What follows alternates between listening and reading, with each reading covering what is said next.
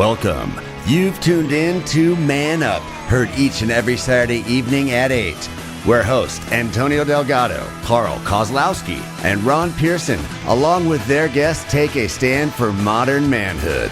Stand up and man up, America. And now, your hosts, Antonio, Carl, and Ron.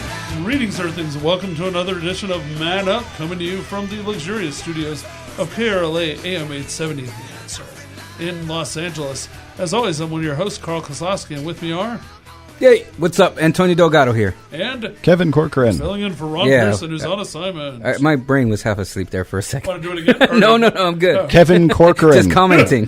Glad to know that you're fully alert, sir. So we always like to do a thing called the check-in right off the bat. Oh, and our guest today, forgot to mention, is a comedy legend, the one, the only, Andrew-Dice-Clay. So we're looking forward to that. Oh, yeah. And then also, we always like to start off by telling everybody what's something unusual about our week.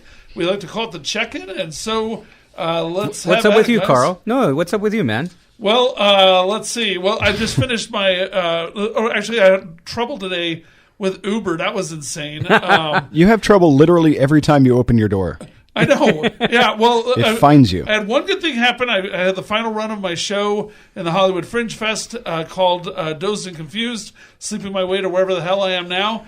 And thanks to Antonio. Is it the story about you sleeping with all these Hollywood starlets? Unfortunately, no. It's about my narcolepsy and how I slept my way out of jobs and relationships. Yeah. But, we had a scary opening night with a smaller crowd, but the last two shows, we had like 50 people each. Everybody was laughing. It turned out pretty good. Your mom didn't even come to the first show, man. Oh, I know, man. It's like, Antonio was like, oh my God, I'm ready to run. Just get out. But I wanted to get away because I think the next show I'm going to do, it turned out pretty good. I'm going to try and do a show about Uber, like all my horrible Uber experiences, And today, to get to the studio, I had 4 Uber drivers cancel on me, and finally the 5th, I was like, "Oh my gosh, Antonio, please just call the Uber for me," and he's blaming me for it. Now, is that because they see your name? How much of that is personal? I don't know. I have a 4.76. That's not spotless. It's not perfect, of course, but it's not bad. It's pick-upable.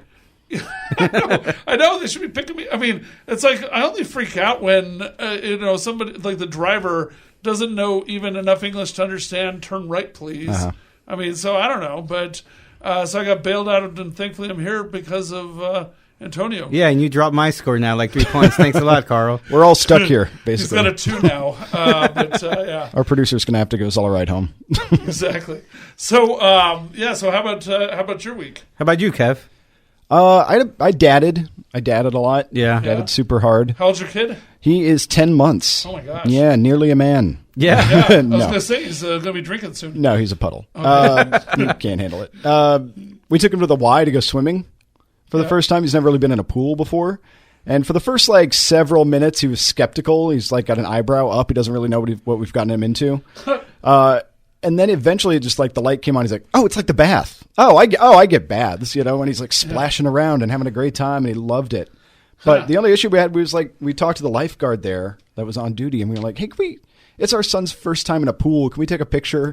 And he said, "No." And it turns out, if there were no other kids in the pool, he wouldn't have had a problem with it. It must be some kind of privacy thing. I get that, but we could have. It's a weird world. He eventually saw how cute the baby is, I think, and cracked. And he's like, "Well, my boss is on the phone. When she gets off the phone, I'll ask her. We'll see." And he does. He goes off into the office and comes back. And he's like, "She said no." Kev, you should have just took that picture while he was gone, man. You don't ask for permission. You ask for forgiveness, man. I was afraid. To get arrested? Jack was wearing this cute little Speedo. He looked like a little Serbian. It was so great. It made no sense at all. Wow. What do you think they were going to do, man? What could they possibly do to you, Kev? I don't know. He had a bodyboard. He was intimidating. I don't know. And his tan. He was an authority figure. I cracked. I don't know. You broke under the authority figure of a lifeguard? I have a long history of being bullied in the pool. I got nervous. Oh, my God. So, and you got a kid too, Antonio. So what'd your kid do this week? He's a year and a half, man. He's a wild beast, man. He has no fear. He was horseback riding alone. Yeah, Really? yeah, alone, man. I saw him get in a little horse and just ride off into the sunset. What? And he just waved at me goodbye with his little cowboy hat. Wow. For the sake of clarification, this was at like a pony ride in Griffith Park, right? Yeah, it is. Okay, Yeah. You're not like in Sedona or like Flagstaff. No. There he goes. No, but it was amazing, man. And he's just a little daredevil, man. He does everything. He gets awesome. into race cars and he goes swimming all the time too. That's great. Take him to Santa Monica. They have a public club out there. And there's a pool, and you can take as many pictures as you want as your kid, man. So Are there horses in the pool? I'm confused. you can bring one. No, I'm scared of horses Again, too. don't ask for permission, man. Just ask for forgiveness. All Bring right, one. You're the lawyer. So you got a 1.5-year-old who can ride horses. He's got a 10-month-old that swims, and I can't even get an Uber.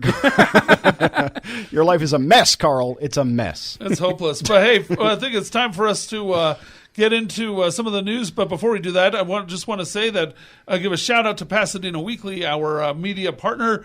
I'm the arts editor there, and they're backing us up in a fun way.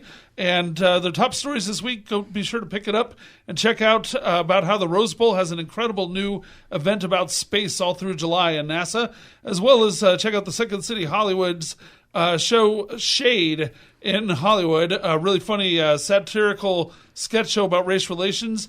And the musical group Musique is doing another of its incredibly innovative concerts mixed with dance and singing and all sorts of stuff this weekend. So learn all about it in the Pasadena Weekly. And now it's time for the news, curated by our news director, Angel Mancini.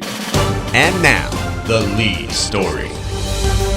Okay, so folks, our lead story this week is we're going to that Nike is in the news again for a big scandalous problem.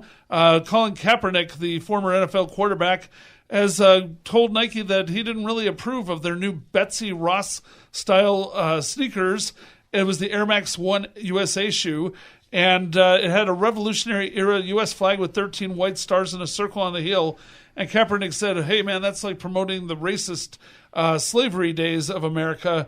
And Nike has made a big deal out of pulling it off the market and causing another controversy, like whether they should be listening to Colin so much and all that. So what do you guys think about this? Well, that's not entirely true. It's not just that it was indicative of like America during slavery times, Okay. which it was, but it's the symbol, the circle of stars, was appropriated by a white nationalist group years was ago. it? Yeah. Was it? Okay. Yeah, not so much so. Obviously, not so much as like a lot of other things we could name right now, but it was on the radar.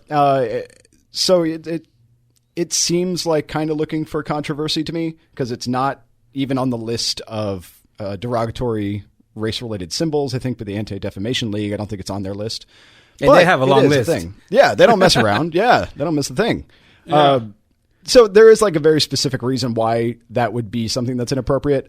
I don't think it's such a big deal that it shouldn't be on a shoe. I don't know. I don't know. Maybe All that's right. me. I think Nike's going to come out with one with a frog on it now, right? With a green frog. Oh, yeah. Pepe slippers. Oh, that's good. That's hilarious. They didn't go with their moccasins.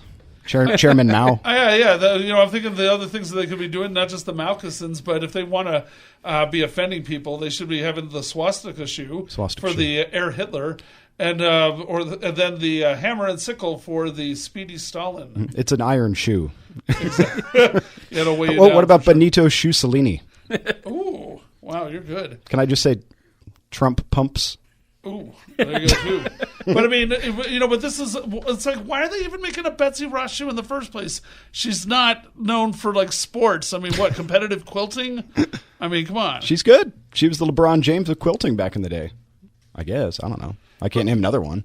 Well, I mean, do you guys think this is a big PR stunt or what? I mean, like, why would they even make this No, thing? man, they're losing. Nike's losing a lot of money. They got to Yeah. recall all those shoes, man. That's not a PR stunt. Maybe on Kaepernick's side it is, but not on Nike's side. Maybe, yeah. They're screwed, man. Now they got to run everything by him. He's their CEO, man. He's Right? the Quality control. Quality control, exactly, man. So yeah, Nike's screwed going down this route. They shouldn't have gone down this PC route. Now they really got to run everything through him. They're saying that Nike, when people tried to boycott it after signing Colin as their spokesman a year ago, the Nike's annual sales jumped 7% to more than $39 billion.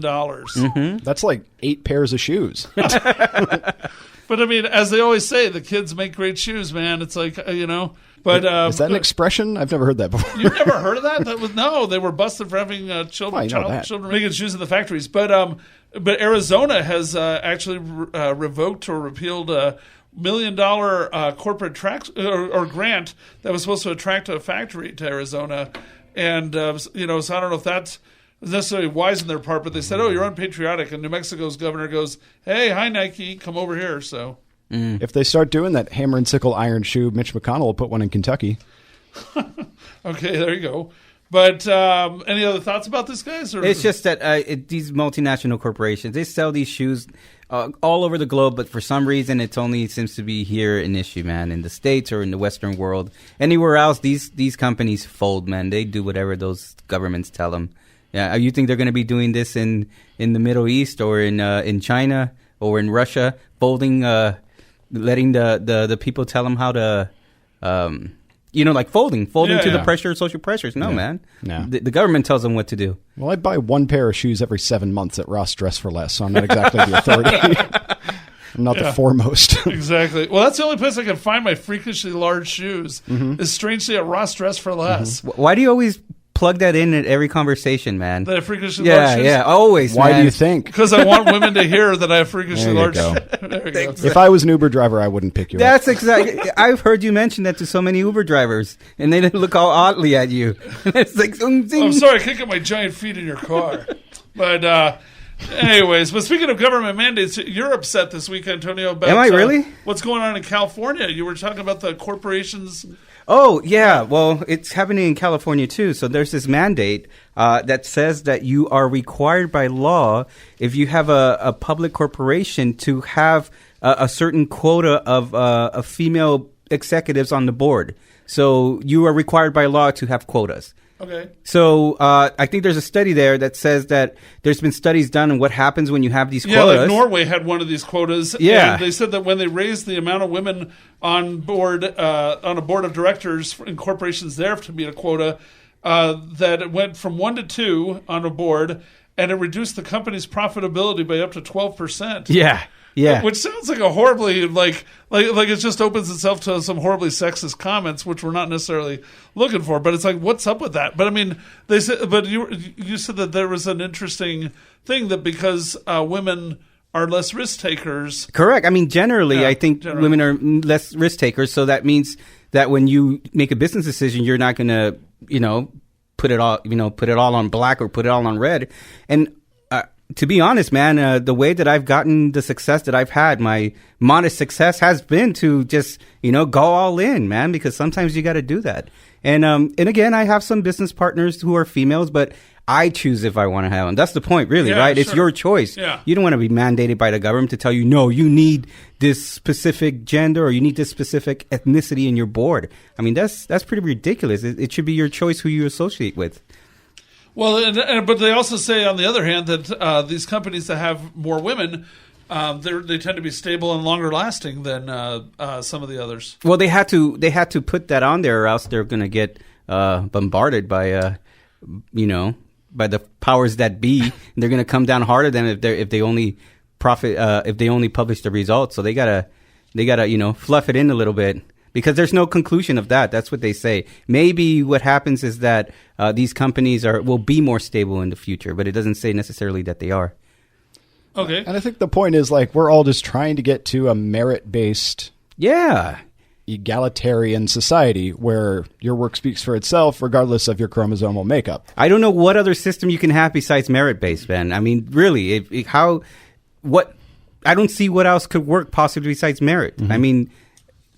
Yeah, I don't know what else to say, man. It's just ridiculous because if you find an amazing woman, man, and she can grow your business, man, you're going to partner up with her because at the end of the day, man, you want winners on your board, but you don't just want to be forced to hack people. That's the point. Yeah, that's it. Maybe there's some kind of tax credit or something, some other kind of incentive, but any kind of flat mandate kind of makes me cringe a little bit right off the bat. Exactly. And where does it end, man? Because I mean, you're going to have to. It's gender today. What about if tomorrow, if it's ethnicity? Yeah. So or left-handed people. Or yeah. Diabetics or Canadians. I don't know. The floodgates are open. I don't know. Well, sort of just like there's the 57 genders in Facebook. You're going to have to represent all. One of each. Yeah. Well, speaking of people that likely wouldn't ever manage to make it into any corporate situation, we have our Boneheads of the Week. Man Up brings you Bonehead of the Week. Oops. Okay, so our Bonehead this week is a man named David Dowell. He was 34